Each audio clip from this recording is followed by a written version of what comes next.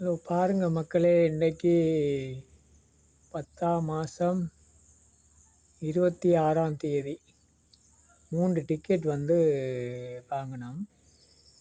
இங்கே வவுனியாவில். அப்போ இப்போ வந்து இந்த போலியான டிக்கெட் வருதுன்னு சொல்கிறாங்க, என்னென்னு எங்களுக்கு தெரியல.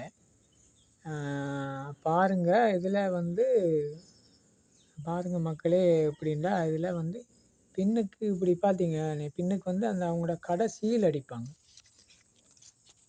சாரி, அப்போ கடை சீல் அடிப்பாங்க. கடை சீல் வந்து இதில் இல்லை. இந்த 3 டிக்கெட்லேயும் கடை சீல் இல்லை. இன்றைக்கு 26ஆம் தேதி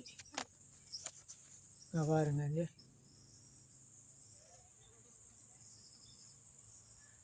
10ஆம் மாதம் 26ஆம் தேதி அந்த 3 டிக்கெட் வாங்கிட்டு வந்து தான் நான் வந்து பார்த்தேன்னா, வந்து பார்க்கும்போது சீல் இல்லை. அது அப்படி விற்கலாமா என்னென்னு எனக்கு தெரியல. அது என்னென்று கமெண்டில் தெரிவிங்க மக்களே.